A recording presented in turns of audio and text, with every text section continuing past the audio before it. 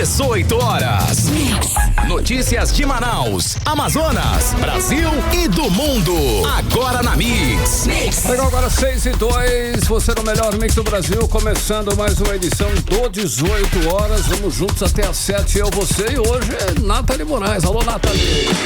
Muito boa noite pra você, Carlão, e pra todos os ouvintes que nos acompanham na noite desta segunda-feira até às 7 da noite. Nós temos um encontro marcado com as principais notícias do dia.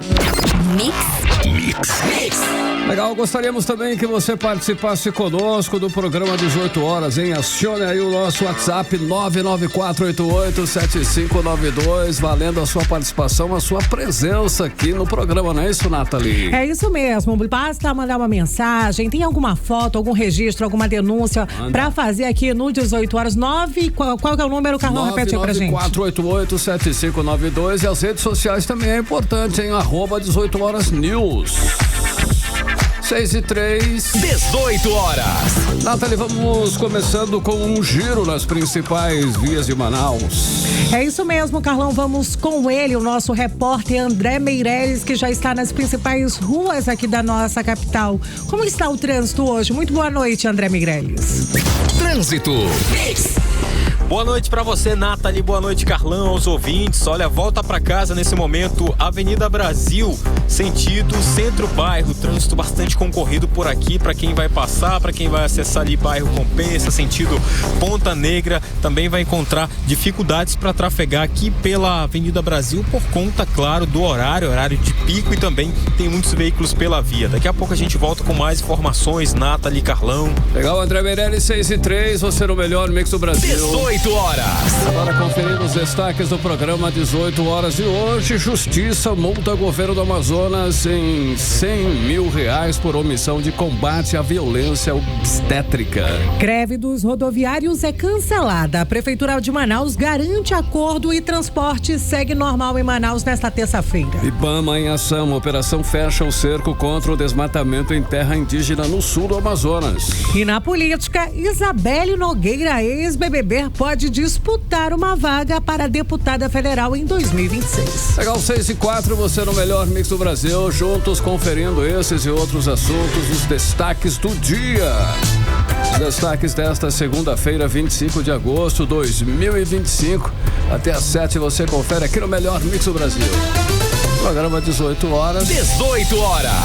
Olha, a gente começa o programa 18 horas de hoje falando de um problema que, na verdade, na real, deveria ser um momento de celebração, que é o parto, que é para ser aí uma experiência de amor e vida, e se tornado um cenário de sofrimento para muitas mulheres aqui no estado do Amazonas, Nathalie. Infelizmente, né, Carlão, esse é um assunto, é um ponto muito difícil pra gente tocar, porque pra quem é mãe como eu, sabe o momento mágico e tão esperado depois dos 9 meses de gestação.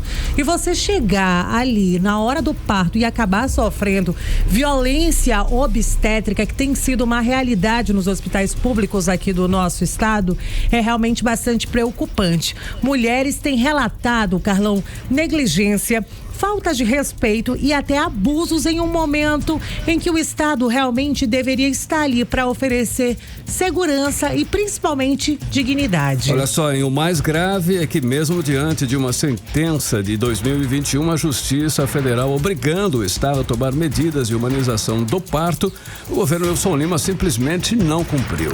É isso, Carlão. O Ministério Público Federal está denunciando que nenhum dos protocolos foi implementado.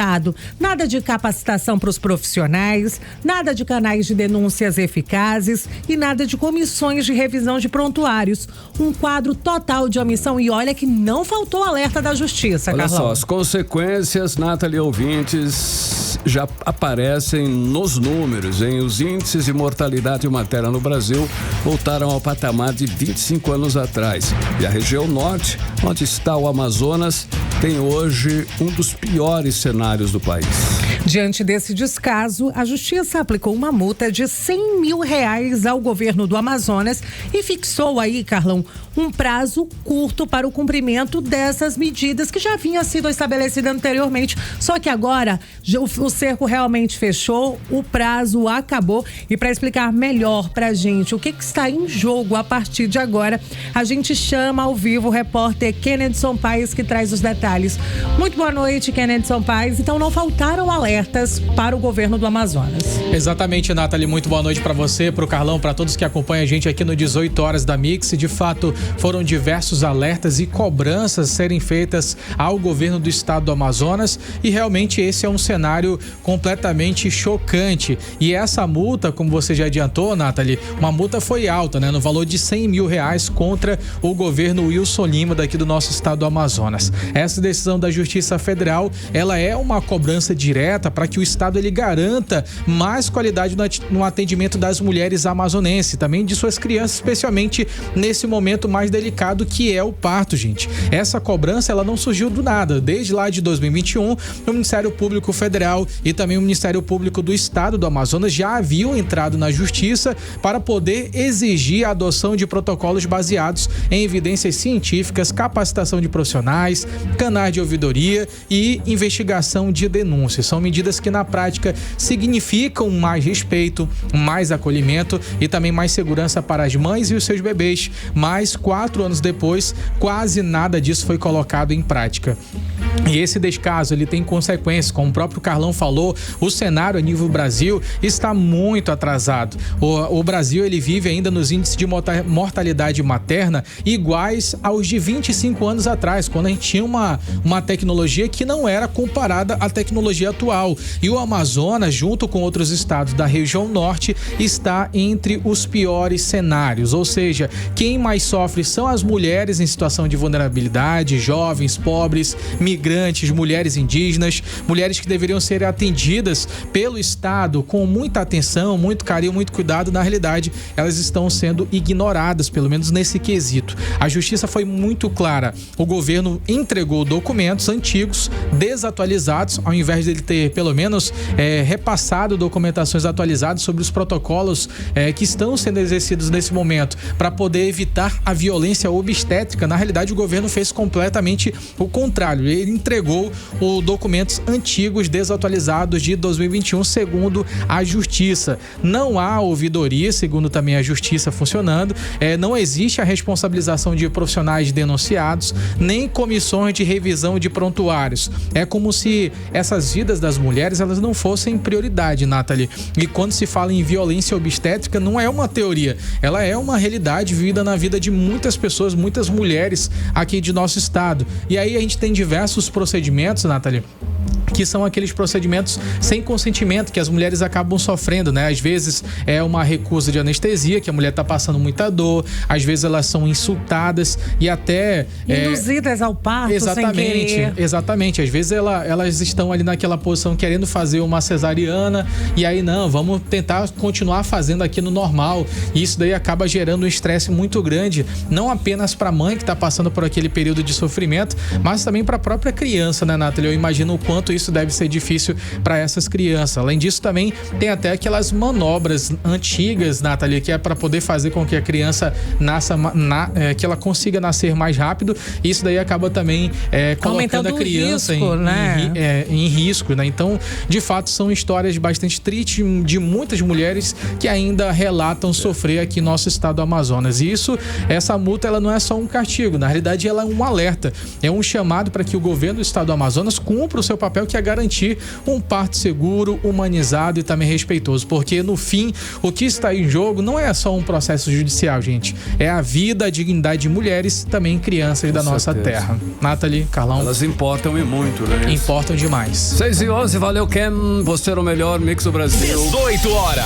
Olha só, ainda falando sobre saúde pública, mais uma denúncia nas redes sociais joga luz sobre a situação do Amazonas. Pacientes reclamaram da ausência de dia atendentes nos guichês do Hospital do Câncer, sem as paradas e gente esperando. E um serviço que não funciona. E a pergunta que fica mais uma vez, Carlão, é: cadê a gestão? Quem pode responder a partir de agora por essa falta de atendimento? E qual o plano para garantir dignidade para quem realmente precisa de atendimento, quem procura a Fundação SECOM? Os detalhes a gente confere agora com a repórter Odiné Araújo. Quem precisou de atendimento nesse fim de semana no Hospital do Câncer, o SECOM, em Manaus, também precisou de muita paciência. Foi o caso da advogada Camila Guimarães. Ela usou as redes sociais para desabafar sobre o atendimento na Fundação SECOM. Nas imagens e relatos, o que aparece é um cenário de abandono, guichês vazios, filas gigantescas e pacientes perdendo horas, muitas vezes sem conseguir resposta. Dos 10 guichês de atendimento do Hospital SECOM, apenas 2 tinham funcionários atendendo, e isso ontem, porque no sábado somente um guichê estava atendendo, segundo ela. Ainda conforme Camila Guimarães, a gerência seria inacessível e até a ouvidoria, que deveria acolher as reclamações, teria reagido com deboche à sua denúncia. Novamente aqui no SECOM, os guichês tudo vazio, só com 2 atendimentos, a fila gigantesca aqui, entendeu? Fui reclamar com a ouvidora, ela me disse que ontem tinha só um funcionário atendendo e hoje tinha 2. E querem então pra gente fazer o quê? Se contentar porque hoje tinha 2, porque ontem só tinha 1, entendeu? Aí mais uma vez os guichês, ó, tudo vazio para atendimento. E a fila, ó, olha o tamanho da fila. Isso porque já um monte de gente já foi atendido. O desabafo da advogada acabou viralizando porque traduz a dor de milhares de amazonenses que enfrentam diariamente a mesma situação. A falta de servidores, o tempo de espera e a sensação de abandono escancaram o drama da saúde pública no Amazonas. Para quem precisa de tratamento, cada minuto conta, mas a lentidão e o despreparo viram barreiras que se somam ao sofrimento. Enquanto a população pede socorro, o que se vê é um sistema que, em vez de cuidar, acaba aumentando a dor de quem mais precisa. O 18 Horas tentou ouvir a Fundação SECOM sobre os motivos da falta de atendentes na unidade de saúde, mas até o fechamento da reportagem, nem o SECOM e nem a Secretaria de Saúde do Estado enviaram resposta. Volto com vocês. Odiné, agora em nota, né, Nathalie Moraes? A Fundação SECOM informou que a denúncia não procede e que a advogada Camila Guimarães foi atendida normalmente no ambulatório, que funciona de segunda a sexta, das 7 da manhã às 6 da tarde. 6h14. 18 horas. Olha só, Nathalie e ouvintes, o governo federal lançou um projeto diferente, muito importante para quem vive nas áreas mais distantes da Amazônia. É uma forma de levar o INSS até quem sempre teve dificuldades de ter acesso a esse serviço. É o Previbarco, Carlão, embarcações que a partir de agora funcionam aí como agências flutuantes do INSS. Elas levam aí informações, apoio, atendimento direto, principalmente para aquelas pessoas que moram nas áreas mais isoladas. Eu estou falando aí dos ribeirinhos, garantindo mais facilidade, principalmente para os aposentados e também para os pensionistas. Olha, nesta primeira etapa, 5 barcos já estão navegando. 3 no Amazonas, que vão atender 29 comunidades, e 2 no Pará, com previsão de chegar a 39 localidades. Eles até ganharam nomes, Carlão, que trazem um pouco de carinho e identidade. Aqui no Amazonas é a Vovó Jandira 2, Manaós 2 e Vovô Alarico. Já no Pará é o Leão 4 e o Barão do Amazonas. Cada embarcação tem uma equipe completa com 10 servidores, entre técnicos, assistentes sociais e peritos médicos. A expectativa é atender de 150 a 200 pessoas por dia. Tudo de forma mais ágil e próxima da população. O calendário das comunidades que vão receber aí o Previbarco, atenção você ribeirinho que aguarda aí por esse atendimento, já está disponível no site do INSS. É uma ação que realmente está levando, Carlão, para quem mais precisa, para quem mora nas áreas mais distantes, serviços de cidadania e mais tranquilidade.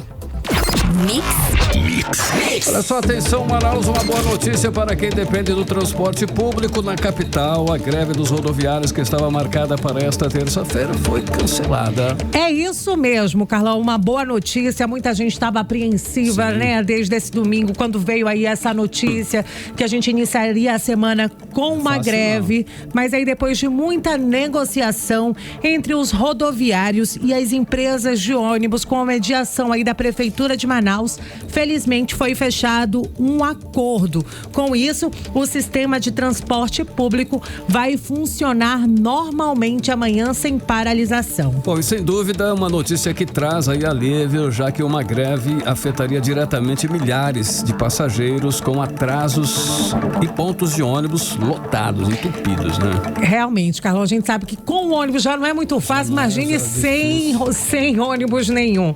Então, para explicar como é que foi aí todo esse entendimento, todas essas reuniões e os detalhes do que foi fechado nesse acordo, a gente chama o repórter André Meirelles, que acompanhou tudo de perto. André tá ao vivo aqui com a gente. Tudo que foi definido nesse acordo, André, conta pra gente como é que agora fica a situação dos rodoviários. Boa noite mais uma vez para você, Nathalie, Carlão.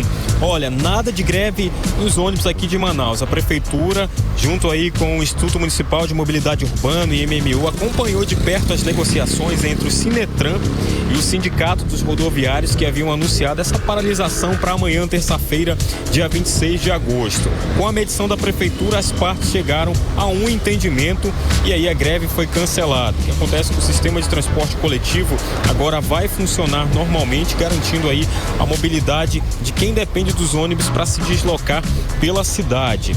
Olha, para a gente entender mais sobre todo esse assunto, eu conversei com um especialista, ele é o advogado José Amauri Salles. Ele vai explicar as três partes. A primeira parte é o dever do município, da prefeitura, em manter aí o transporte coletivo para a população, que foi isso que a prefeitura fez, foi lá, buscou e resolveu, cancelou essa greve que não vai ter mais amanhã. E a segunda também, que a gente vai acompanhar com o especialista, é sobre o direito que os trabalhadores têm também de reivindicar. E o terceiro, sem prejudicar a população, como é que a população também fica no meio disso tudo, vai deixar de trabalhar, de fazer o que tem que fazer, se precisar de uma urgência de um transporte público e não ter. Por isso que a gente vai entender agora com o advogado José Amauri Salles. Nós estamos diante de dois direitos em conflito. Primeiro, o direito que a coletividade tem de ter acesso ao transporte coletivo urbano. Perfeito. Isso está previsto na Constituição, artigo 6º, e também na lei que trata da Política Nacional de Mobilidade Urbana. É dever do poder público disponibilizar esse serviço para a população, para a coletividade. É dever, não é opção. O município tem dever de disponibilizar. Do outro ponto de vista, a gente está diante do direito do trabalhador de exercer a greve como mecanismo de reivindicação dos seus direitos trabalhistas. Mas só que esse direito de greve não é absoluto. Ele encontra limite. Então, a lei estabelece que o direito de greve ele pode ser exercido, mas em casos específicos, como é o caso aqui de greve dos trabalhadores do transporte coletivo urbano, é preciso manter um percentual mínimo de ônibus circulando. 18 horas. Tá, então, a gente conferiu a fala do advogado José Amauri Salles, que tudo isso que a gente ouviu, Nathalie, Carlão, foi tratado hoje nessa reunião para que pudesse chegar a esse acordo. O que estava acontecendo? Foi anunciado que ia haver a paralisação de 50% dos ônibus do transporte público aqui na capital amazonense a partir de amanhã, ou seja, meia-noite em diante desta terça-feira já estava tudo confirmado. 50% apenas ia rodar e 50% ia ficar parado. O motivo é o atraso no pagamento dos funcionários. Segundo a categoria, os trabalhadores não tinham recebido a segunda quinzena dos salários que deveriam ter sido depositados no dia 20 de agosto, né? E falaram também que não tinha nenhuma previsão dada aí pelos empresários ou pelo Sinetran. Então foi feita toda esta reunião na tarde de hoje para que chegasse aí a um acordo e finalmente agora a gente pode confirmar, não vai ter mais essa paralisação. Então amanhã, terça-feira, 100% dos tudo ônibus normal do transporte público aqui nas ruas da capital amazonense. Nathalie, Carlão.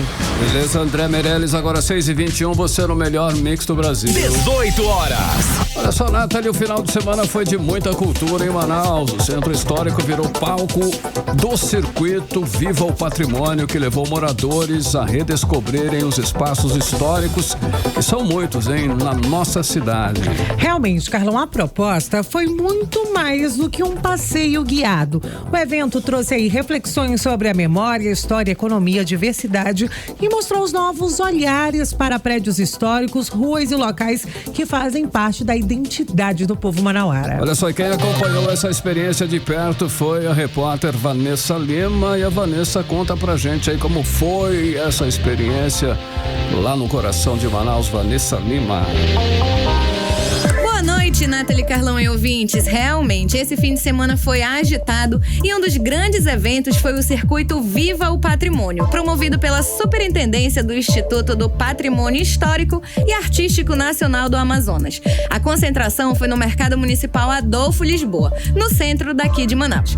E foi mais do que uma visita guiada, hein? A iniciativa integrou as comemorações do mês do patrimônio e levou a comunidade a reencontrar seus patrimônios materiais e imateriais através de uma caminhada cultural de aproximadamente 1 hora, onde os participantes puderam se encantar com as belezas da nossa Paris dos Trópicos, como explica a representante do Instituto, Beatriz Calheiro. Atividade de educação patrimonial, que faz parte dessa programação do mês de agosto, dia 17 de agosto é o Dia do Patrimônio Cultural. A gente viu uma importante necessidade de falar dessa força da nossa economia, né? Não só da economia da borracha, passando por esse processo de urbanização, infraestrutura do desenvolvimento da cidade de Manaus, saindo aqui do mercado Adolfo Lisboa, com a diversidade, né, que tem de comércio aqui, passando para Terreiro Aranha, no artesanato, subindo ali a Guilherme Moreira, passando pela Marechal Deodoro. Então a gente vai falar desse comércio formal, informal, do ambulante, do camelô, de como todo mundo é importante para essa paisagem. A gente precisa conviver em harmonia, de forma muito organizada também. E vamos atravessar ali para a Matriz, para ver as obras da igreja da Catedral Metropolitana de Manaus e completar a nossa missão no mercado de origem, um novo uso para o local onde era o Butilai. A caminhada terminou no mercado de origem e ao longo do caminho, os participantes foram convidados a refletir sobre o impacto do ciclo da borracha no nosso crescimento urbano daqui de Manaus e observar com mais atenção a riqueza da nossa diversidade cultural. Volto com vocês. Beleza, Vanessa Lima. 18 horas. Olha só, tem novidade no centro de Manaus, em a primeira etapa da revitalização da Feira da Manaus Moderna foi inaugurada. Olha aí, que legal. Um espaço mais limpo, organizado e eficiente já está à disposição dos feirantes e, é claro, da população, né, Nathalie? E esses permissionários aguardavam há muito tempo essa entrega, hein, Carlão? E foi feita justamente no dia do feirante, uma data simbólica que valoriza quem trabalha todos os dias na feira e depende dela muitas vezes para sustentar a família. Bacana, e o repórter André Meirelles acompanhou a inauguração e fala agora mais detalhes sobre as mudanças e o que podemos esperar da nova feira. Boa noite, André, com você. Boa noite. Olha, nesta primeira etapa da obra, coordenada pela SEMAC e pela SEMINF, que é a Secretaria Municipal de Infraestrutura, foram entregues 17 dos 24 boxes que vão compor a nova praça de alimentação da Feira da Manaus Moderna. Os espaços vão ser destinados a soparias, lanchonetes, restaurantes e cafés, oferecendo mais variedade gastronômica, conforto e segurança para quem frequenta o local. O prefeito Davi Almeida destacou que já são 25 feiras e mercados revitalizados pela gestão, levando aí dignidade a quem vive e tira o sustento dessas estruturas. É essa dignidade que nós queremos dar para todos os feirantes, para todos os ambulantes, para todos os empreendedores individuais. Quando a gente entrou aqui, Ralf, no centro para melhorar o ambiente, nós queremos dar àquelas pessoas que vendem o salgado, o suco, uma cozinha de qualidade para que eles possam continuar ganhando o dinheiro deles. Não queremos o confronto com ninguém. Nós queremos fazer alegria, nós queremos dar condições de vida e de trabalho para toda a população de Manaus e aqui principalmente os feirantes. Olha, todos os boxes foram entregues, padronizados e ampliados com portas de rolamento segura, paredes revestidas em cerâmicas, iluminação adequada, piso em cerâmica e forro em PVC. Além disso, cada unidade já está equipada com freezers, geladeiras, jogos de cadeiras, fornos, fogões, lixeiras, louças e também outros itens, garantindo assim o funcionamento desde o primeiro dia. O vice-prefeito Renato Júnior reforçou que a nova praça de alimentação é um espaço humanizado, amplo e que esse cuidado não era visto na feira há mais de 30 anos. A gente está hoje entregando 17 boxes, agora humanizado. Antes eles ficavam num espaço muito apertado para fazer comida e agora eles ganharam um espaço muito maior. E o melhor, todo equipado, com fogão novo, freezer nova, panela nova, devolvendo a dignidade para eles. Quando eu falo dessa feira eu me arrepio inteiro, porque eu vivi aqui dentro, trabalhei aqui dentro. E desde 94, essa feira não recebia nenhum tipo de reforma e cuidado.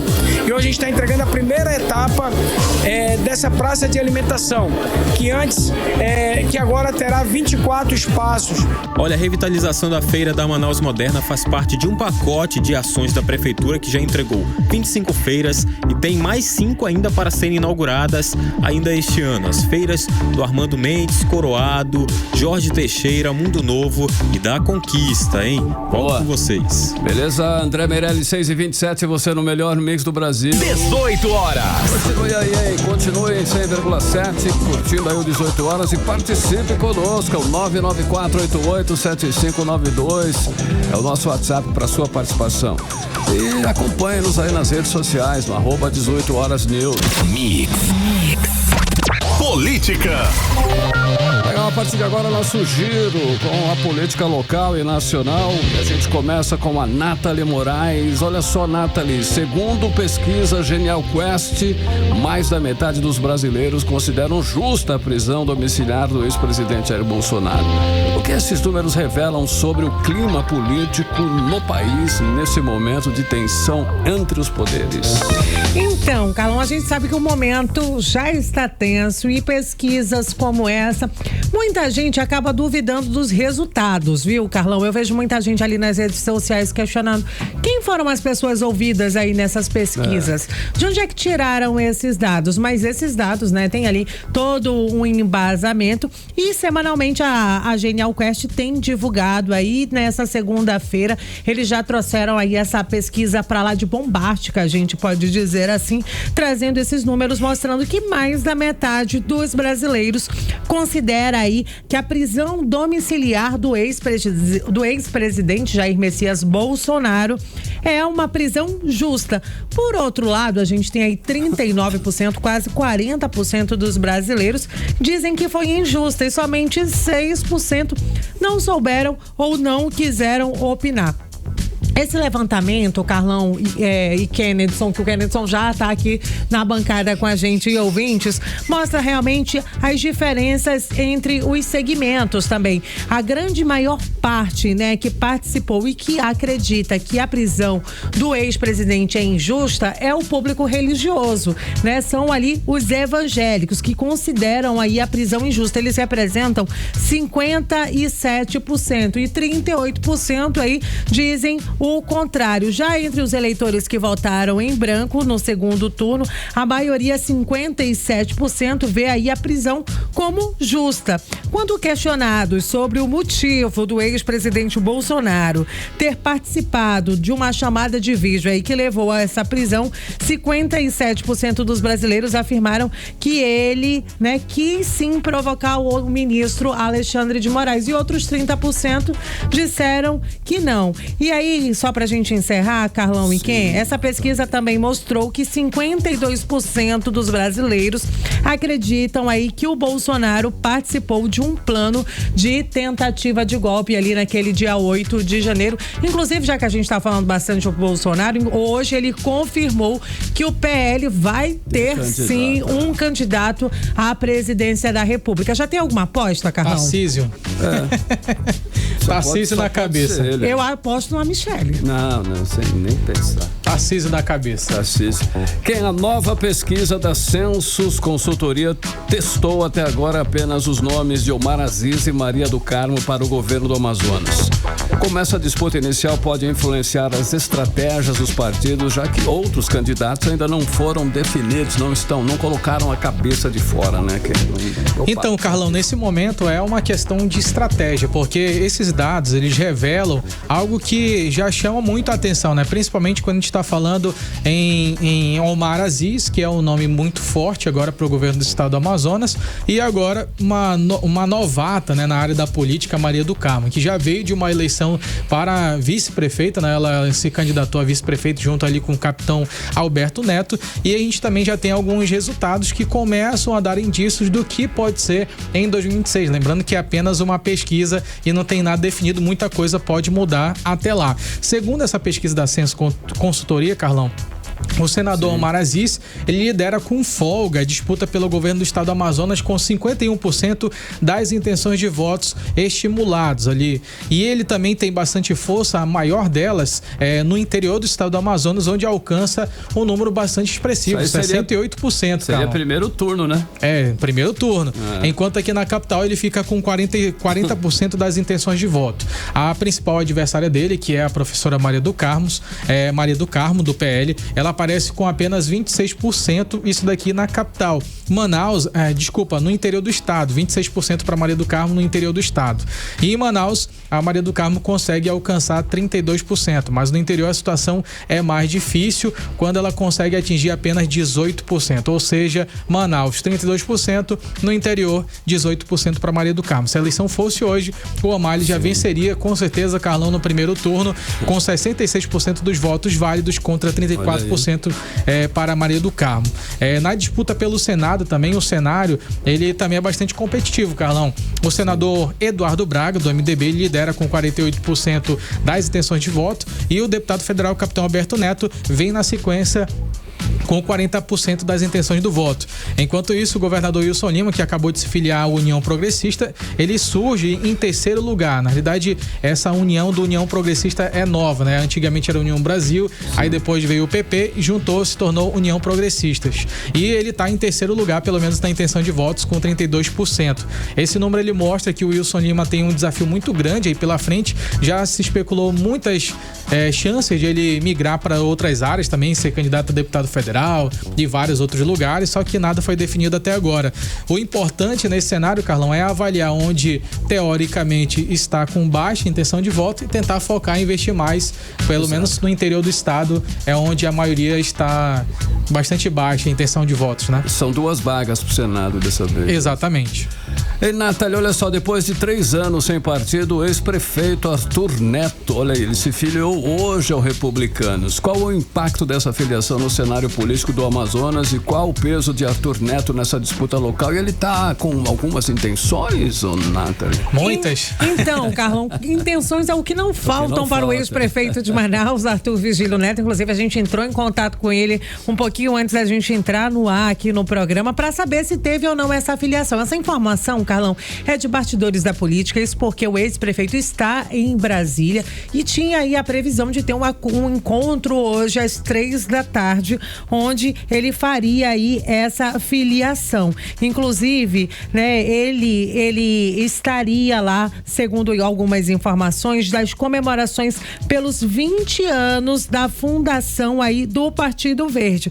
Ele que a gente pode dizer assim, uma marca do PSDB, um tucano nato né, Carlão? É impossível falar do Arthur e não lembrar realmente da figura dele como um tucano mesmo. PSDB, Já tinha ali sinalizado, não é de hoje que ele vem dando alguns acenos de intenção de retornar à vida política em alguns cargos eletivos. Muita gente falava, será que o Arthur vem para o Senado? A gente já conversou com ele algumas vezes, ele chegou a dar uma sinalizada que ele disputaria uma vaga para uma cadeira ali no Congresso, viria para deputado federal. Mas a informação que a gente tem hoje, Carlão, é que o ex-prefeito de Manaus, Arthur Neto, está em Brasília para participar aí de uma festa de mais de 20 anos de fundação do Republicanos e que a partir daí ele estaria anunciando a sua candidatura ainda essa semana aí para uma vaga como deputado federal. Olha, exatamente, o nosso espaço segue aberto, aí se o senhor quiser confirmar, o senhor já sabe os nossos contatos. Com certeza. Quem Isabelle Nogueira surge como nome para disputar uma vaga de deputada federal em 2026 com apoio partidário e também milhões de seguidores. Qual é o potencial dela na política? Porque como blogueira ela tem um belo potencial, né? Mas Carlão, a gente pode avaliar vira voto isso? Pois é. Ela é chamada até de ministra da cultura, né? Ela tem até se posicionado bastante a respeito sobre meio ambiente, né? Inclusive, ela foi uma das defensoras, vale a gente lembrar que ela foi uma das defensoras da derrubada do veto do senador, né? A derrubada da emenda do senador Eduardo Braga, que facilitava o processo de pavimentação de rodovias já existentes, como é o caso da BR-319. No contexto que a Isabelle Nogueira comentou sobre esse assunto, foi quando a ministra Marina Silva tinha feito duras críticas e até chegou a criticar essa emenda do senador Eduardo Braga, que era a emenda da devastação. Não sei se você lembra disso, Carlão. Mas o fato é que ela já tem começado a se demonstrar politicamente e já começa a falar com um público específico. Mas lembrando que em relação ao número de seguidores, a gente está falando de seguidores do Brasil inteiro, não significa que é só do Amazonas. A ex-cunha-poranga do Boi Garantido, Carlão, ela voltou a ganhar muito espaço agora. Ainda não, Kennedy. Ela ainda não se despediu do cargo, não. Ela ainda está como Cunha-poranga do Garantido. Ex-BBB, desculpa. Ex-BBB, Cunha-poranga do... Já tô adiantando aqui caso ela vá concorrer. E é um possível nome para poder se candidatar, Carlão, a vaga para deputada federal em 2026. Olha só, é uma vaga de grande prestígio e de muita importância também para o nosso estado do Amazonas e para a bancada amazonense para decidir os assuntos importantes para o nosso estado do Amazonas. Segundo fontes ali, já foi divulgado, inclusive, que existe essa articulação sendo costurada entre os interessados. Está ali o próprio presidente nacional do Republicanos, o Marcos Pereira, que também está de olho nesse capital político que a jovem pode representar no Brasil, para o próprio partido também. E depois da participação dela no Big Brother Brasil 2024, a Isabelle ela acabou se tornando esse fenômeno de popularidade, né, Nathalie? Conseguiu trazer muita multidão para as redes sociais dela e tem falado muito, principalmente sobre o meio ambiente, como ela já traz na natureza dela, né? Ela já traz na essência dela a defesa da natureza. Ela continua ainda levantando muito essas bandeiras e com certeza tem muita visibilidade. Vamos ver se... E não é a primeira vez, viu, Kennedson, que o nome dela aí é cotado como candidata nas eleições municipais de 2024. Chegaram a dizer ali que ela viria como candidata a vice-prefeita do município de Parintins. E ali na chapa do Matheus Assayag. Lembra, Carlão? Muita gente falava, será que ela vem? Não, mas quem veio foi a Vanessa, que é ex-sinhazinha do Garantido e atual vice-prefeita lá do município de Parintins, e agora tem essas especulações aí em torno da Cunhã. O que você acha? Esperar pra ver, né? Olha só, vamos falar o que ela disse, né?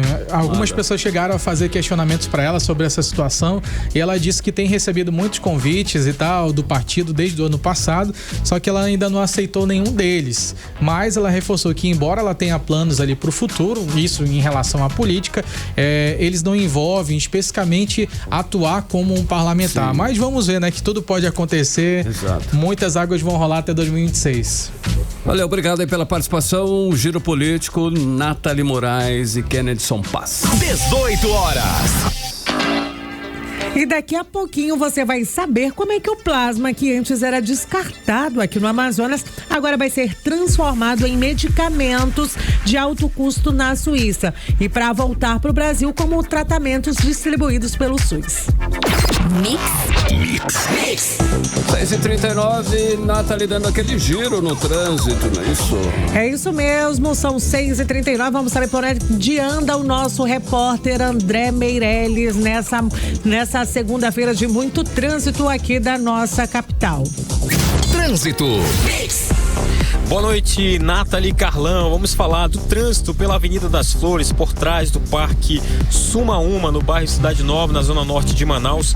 Por aqui, as vias que estavam bloqueadas, sendo feito então aquele desvio por conta aí de uma carreta que tombou aí na manhã de hoje, as duas vias já estão liberadas. Segundo informações aqui do IMMU, já foram, as duas faixas estão liberadas, a outra faixa ainda está sendo feita retirada de soja, porque a carreta tombou e aí derramou soja sobre toda a pista. Então as duas vias que estão liberadas nesse momento para o tráfego já estão limpas e aí prontas para o fluxo de veículos aqui pelo local. A gente está falando desse acidente que ocorreu no sentido bairro, quando a carreta foi tentar ultrapassar ali um carro que, segundo o motorista, estava trafegando muito devagar à sua frente, e ao fazer a manobra a carga desequilibrou o veículo e o mesmo tombou. Então o trânsito, né, ficou bastante complicado ali pelo local por conta tanto da carga que estava ali espalhada pela via, quanto da carreta que estava tombada, que já foi retirada nesse momento. Apenas está sendo feito serviço de limpeza da última faixa aqui para que possa ser liberada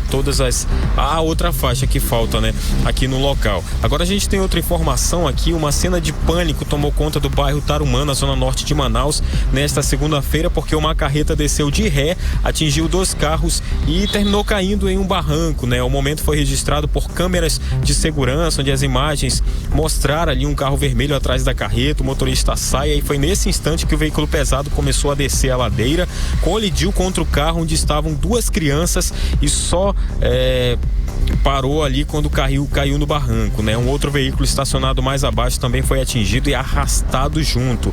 As testemunhas contaram que funcionários da empresa haviam estacionado para almoçar e não acionaram corretamente o freio de mão. O resultado foi o acidente, que por pouco não terminou em tragédia. O trecho ali é conhecido, né,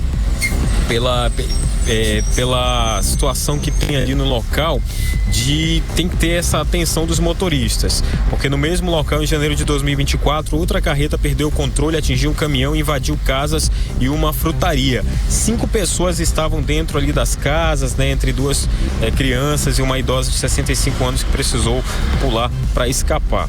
E em novembro também do mesmo ano, aconteceu outros registros ali, o carro invadiu a contramão ali no local. Então esses episódios reforçam também a necessidade de mais atenção dos motoristas e de medidas de segurança no trânsito ali, para evitar que novas tragédias aconteçam ali no local. Então foi somente bens materiais que aconteceu, danos materiais, na verdade, que aconteceu ali nesse acidente. Nathalie Carlão. Beleza, André Meirelles, 6h42, você no melhor mix do Brasil. 18 horas. Agora vamos de previsão do tempo aqui em 100,7, tempo e temperatura com ela, Vanessa Lima. Previsão do tempo. Boa noite, Nathalie Carlão, e a todos que acompanham a previsão do tempo aqui com a gente no 18 horas. Segunda-feira de sol entre nuvens em temperaturas altas que chegaram aos 33 graus. Mas apesar desse calor todo, tivemos algumas chuvas isoladas pela cidade. Seriam elas uma forma da friagem chegar até nós? Bom, fica o questionamento, né? Pode até ser, porque agora à tarde a temperatura ficou mais amena. E à noite o céu continua parcialmente nublado e ainda temos chance de 20% de pancadas de chuvas leves para a noite desta segunda-feira. E agora vamos falar sobre o clima de amanhã, 26 de agosto, terça-feira. Segundo o Clima Tempo, a terça começa ensolarada, mas logo pela manhã podemos ter um aumento de nuvens que trazem 30% de chuvas isoladas ao longo do dia todo. À tarde, o sol ganha mais força e a gente chega à temperatura máxima do dia de 33 graus. Já à noite, a temperatura cai para os 26 graus e a chance de chuva leve permanece, trazendo um clima tranquilo para a nossa noite de terça-feira. Legal. O resumo do termômetro de terça. A temperatura varia entre mínima de 24 e máxima de 33 graus e a umidade relativa do ar fica em torno de 58 a 98%. Vanessa Lima, valeu.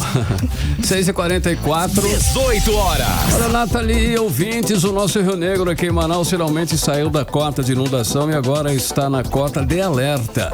Mesmo assim, ele segue 6 metros acima do nível registrado no mesmo período do ano passado. É isso, Carlão. Nessa segunda-feira, o Porto Porto de Manaus marcou aí 27 metros e 22 centímetros, com uma queda média de 5 centímetros por dia, bem diferente aí do ano passado, quando a descida ali era de mais ou menos 14 centímetros diariamente. Olha só, e vale lembrar que esse ano o rio entrou na cota de inundação lá no dia 28 de abril e só saiu no último dia 21 de agosto. Foram quase 4 meses acima do limite. E segundo a Defesa Civil, a expectativa é de uma estiagem moderada, sem aquele cenário extremo que a gente viu nos últimos 2 anos, graças a Deus, né, Carlão?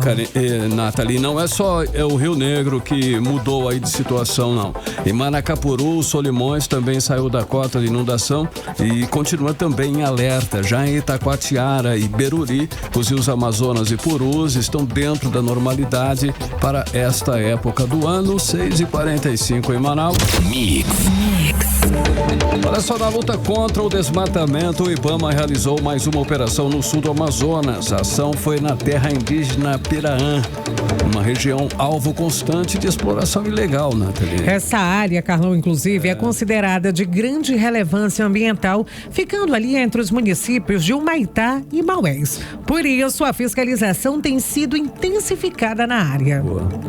Olha só, quem acompanhou e traz as informações sobre essa operação com detalhes é a repórter Odineia Araújo. Alô, Odineia!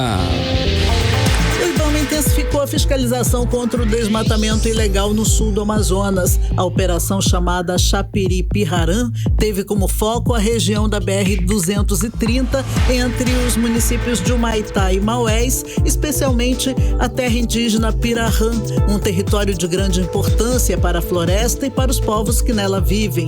Durante a ação, os agentes destruíram equipamentos usados pelos criminosos, um caminhão carregador de toras, caminhonete, moto, além de um acampamento montado para apoiar as atividades ilegais. Também foram apreendidos 600 litros de óleo diesel que alimentariam um maquinário usado para devastar a mata. A operação faz parte de um conjunto de ações contínuas que o IBAMA vem realizando para desmontar a logística criminosa e proteger a floresta. Mais do que apreender, a estratégia é impedir que esses equipamentos voltem a ser usados contra a natureza. Com essa operação, o IBAMA reforça as ações em defesa do patrimônio ambiental e cultural da Amazônia. Volto com vocês. Odineia Araújo, 6h47. 18 horas. Olha só, agora nós vamos falar sobre uma prisão que chamou muita atenção neste fim de semana aqui em Manaus, que é um homem conhecido como Dom Juan, do crime. Finalmente foi detido pela Polícia Civil. Carlão, eu te confesso que quando eu vi a imagem, eu não acreditei no que eu estava vendo. Se você pôde conferir a latrina desse Dom Juan, você ficou incrédulo também, eu tenho certeza. Não vi, não. Ele tem, Carlão, 45 anos e é suspeito, sabe, de usar aquele charme, aquela lábia e toda a sedução para enganar mulheres, especialmente as idosas. E segundo as investigações, ele ganhava a confiança delas, se mostrava gentil, atencioso e depois aplicava ali vários golpes que resultaram em grandes prejuízos. Nathalie, a polícia aponta que ele não apenas furtava, mas também usava os cartões das vítimas para fazer compras e até empréstimos em nome delas. Agora o Dom Juan está atrás das grades e vai responder pelas acusações. E quem tem mais detalhes sobre esse assunto é o repórter André Meireles. Alô, André, com você. Muito boa noite para vocês no estúdio, para você ouvinte. Olha, segundo a polícia, o suspeito usava a sedução e a promessa de relacionamentos por meio de aplicativos e redes sociais, tudo isso para ganhar a confiança das vítimas. Uma delas teve um prejuízo de R$12 mil em produtos. A prisão desse suspeito aconteceu no bairro Gilberto Mestrinho, na zona leste aqui da capital amazonense. A imagem do homem havia sido divulgada como procurado e aí teve as denúncias anônimas. Através dessas denúncias, os investigadores conseguiram localizá-lo. O delegado Fabiano Rosas, que é o titular do 9º DIP, destaca que, inclusive, ele já era reincidente desse tipo de crime. O Marcos, ele, conforme já o nosso levantamento, ele está quanto mais a aplicar esse tipo de golpe, né, em pessoas de idade. Ele encontrou teve contato com ela no ônibus, né? Ela estava voltando para casa. E ele ali foi muito solícito com ela, começou a conversar e começou a fazer troca de mensagem, né? Carinhosa, né? Elogio. Nisso, ele se aproveitando, viu que ela tinha caído ali na conversa dele e começou a fazer pedido de Pix. E lá se aproveitou do descuido e levou mais ou menos 12 mil reais em perfumes, tá? E que essa senhora também fazia revenda desses materiais. Então, ele já acostumado. Como o delegado falou, diante das provas, a justiça decretou a prisão preventiva que foi cumprida pelas equipes do 9º DIP. O suspeito vai responder por estelionato, furto e apropriação indébita e segue à disposição da justiça. Volto com vocês. Legal, André Meirelles, 6h50, você no melhor mix do Brasil. 18 horas. Olha só, Nathalie Moraes, uma boa notícia em que transforma vidas chega aqui no Amazonas. É isso mesmo, Carlão. É que o que antes muitas vezes era descartado, agora ganha um destino nobre e um impacto realmente mundial, por que não dizer assim? O Hospital do Sangue, o Hemoan, está aí agora enviando mais de 4.800 bolsas de plasma excedente para a Suíça, onde vão ser aí utilizadas pela empresa Octipharma, eu acredito que seja esse o nome. Eu tinha que ter até aquela vinhetinha aqui para repetir, mas é Octipharma mesmo, na produção de medicamentos e de hemoderivados. Olha só, esse material coletado nas doações de sangue aqui no estado será transformado em tratamentos de alto custo, como pacientes com hemofilia e depois distribuídos pelo Sistema Único de Saúde em todo o Brasil. E quem chega agora com mais detalhes sobre essa iniciativa é a repórter Vanessa Lima. Vanessa, conta pra gente como é que esse projeto vai impactar diretamente aí na vida desses pacientes. Nathalie, Carlão e ouvintes, imaginem só. Essas 4.800 bolsas de plasma que ficavam esquecidas ou até mesmo poderiam ser descartadas, agora seguem para a Suíça, onde laboratórios especializados vão transformá-las em medicamentos hemoderivados para tratar hemofilia, deficiências imunológicas e outras condições graves. Esses remédios, que no mercado poderiam custar milhares de reais por dose, passam agora a ser produzidos em maior volume graças a todo esse plasma doado aqui de Manaus. Uma ótima notícia a todos que dependem desses medicamentos, não é não, gente? Olha só, e assim o SUS consegue oferecer esses tratamentos caros totalmente grátis a quem precisa, evitando longas filas de espera, reduzindo internações de emergência e garantindo mais segurança e qualidade de vida. O diretor do Hemoan, Sérgio Albuquerque, comenta que esse é um grande passo para toda a população brasileira. Esse é um projeto do Ministério da Saúde, da Hemobras, que é a empresa brasileira de produção de hemoderivados, de homologar a Hemocentro para que sejam fornecedores de matéria-prima para a produção de medicamentos que vão servir para toda a população brasileira, principalmente os hemofílicos, pacientes que têm deficiência de fatores da coagulação, imunoglobulinas e etc. São medicamentos muito caros. O embarque foi feito por uma equipe especializada em logística do material biológico, garantindo temperatura e segurança em cada frasco. Cada gota de plasma que o Hemoan doou virou força para milhares de pacientes que agora terão a tranquilidade de saber que o tratamento estará sempre à disposição. Eu volto com vocês. Beleza, Vanessa Lima, 6h53, você no melhor mix do Brasil. 18 horas. Economia. Agora, conferindo os indicadores econômicos de hoje, o dólar fechou em queda de 0,19%, cotado em R$ 5,41. O euro fechou em queda de 1,13% aos R$ 6,28. O Bitcoin fechou em queda de 3,21% aos R$ 594.086. O Bovespa fechou em alta de 0,04% aos 138.025 pontos. 18 horas. E o domingo foi de novidade e alegria no centro de Manaus. A Avenida Getúlio Vargas Carlão recebeu aí a primeira edição da faixa liberada. E o que não faltou por lá foi diversão.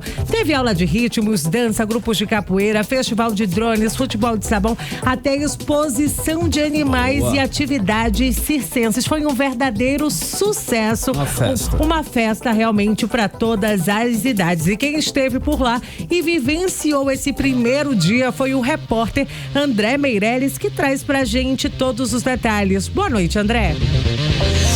E a faixa é o mais novo espaço de esporte, diversão e lazer para quem vive e mora em Manaus. A inauguração contou com a presença do prefeito Davi Almeida, que garantiu ter acertado no projeto. Nós trabalhamos 3 meses com planejamento para que a gente pudesse, no dia da execução, obter o êxito. Então, hoje é a confirmação de que todo o trabalho da prefeitura surtiu efeito, a população entendeu o recado da prefeitura, atendeu esse convite, a faixa liberada no centro, na Getúlio Vargas, foi um sucesso, e assim a gente vai continuando avançando para que a gente possa resgatar o centro. O centro é o destino de quase todos aqui na nossa cidade, e a gente precisa apresentar o centro de uma forma positiva para a população da cidade de Manaus, para os turistas, para os lojistas, e dessa forma atrair a população para melhores serviços aqui no centro da cidade de Manaus. A faixa liberada é um sucesso, e eu convido você, vem para o centro. Olha, o vice-prefeito e titular da Secretaria Municipal de Infraestrutura, Renato Júnior, destacou todo o trabalho que vem sendo feito para dar vida e movimento ao centro de Manaus. Só que no centro está sendo bem especial, mais do que o normal, porque o centro conta a nossa história. Segundo a Beatriz do IFAM, o centro é a síntese de várias zonas da cidade de Manaus. Aqui tem todas as zonas, tem o interior. O prefeito Davi a mim delegou que eu capitaneasse a equipe de 16 secretários, mais de 1.100 homens e mulheres nessa ação, que visa não somente despoluir visualmente os fios do centro de Manaus, mas também tapa-buraco, varrição, poda, limpeza, reordenamento, em parceria com os camelôs, também com os lojistas e com os feirantes. A gente está muito feliz com essa ação. Olha, a faixa liberada na Avenida Getúlio Vargas transformou a via. No lugar de carros, amigos e famílias tomaram conta do espaço, correndo, patinando e até jogando ping-pong.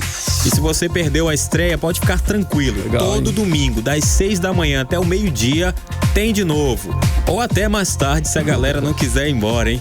Volto com vocês. Bacana, hein? Uma bela ação. Valeu, André Meireles. Agora 6 horas e 56 minutos. Você no melhor Mix do Brasil. Continue aí em 100,7. Participe conosco sempre do 18 horas. Estamos sempre à sua disposição no 994887592. E ainda acompanha-nos pelas redes sociais no @18horas-news. 18 horas. Olha só, a gente volta agora a falar de um alerta que é importante. A Prefeitura de Manaus está chamando a atenção da população para um golpe envolvendo o Festival Sou Manaus Passo a Passo 2025, Nathalie. É isso mesmo, Carlão, né? Tá circulando aí nas redes sociais, em sites, perfis falsos, usando o nome do evento aí pra vender ingressos. Sempre tem um espertinho, sempre, né, Carlão? Mas vale sempre a gente lembrar que esse é um festival totalmente gratuito e os ingressos só podem ser retirados pelo site oficial. Então tem que ficar esperto aí, né? Cuidado, todo cuidado é pouco, não cair em golpe. Quem tem mais detalhes pra gente e orientações, inclusive, é o repórter André Meireles, que está ao vivo conosco. Alô, André. Manda.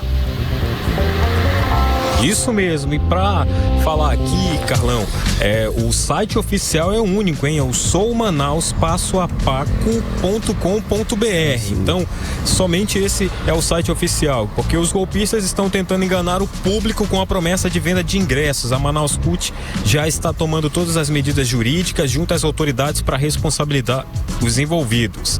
Como é que funciona o acesso ao evento? O acesso ao festival é livre, mas a entrada nas áreas dos palcos principais as entradas vão ser garantidas exclusivamente a quem se cadastrar no site oficial.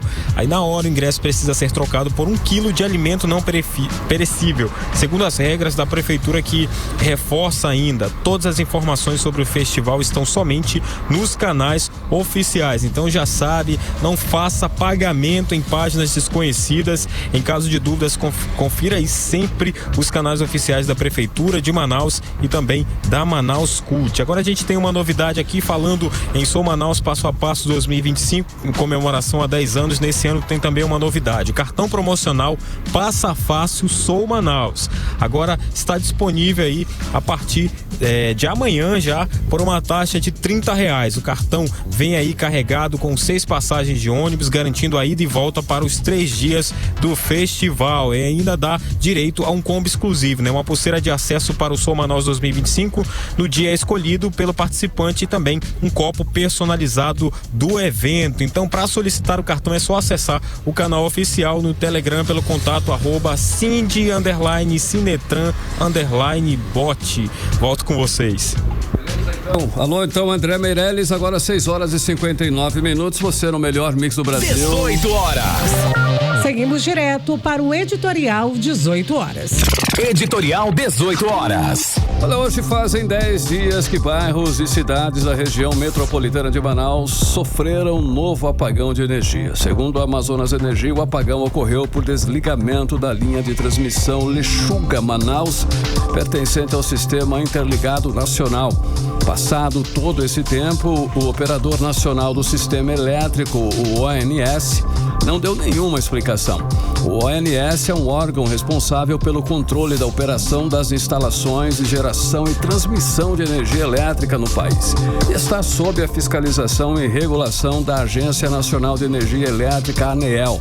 Foi o 4º apagão do ano e as falhas no fornecimento de energia elétrica para a região metropolitana de Manaus continua, sem trocadilhos, continua no escuro. O Operador Nacional do Sistema deve explicações, sim, para a população e precisa saber o que está acontecendo para poder cobrar providências das suas lideranças políticas contra os apagões.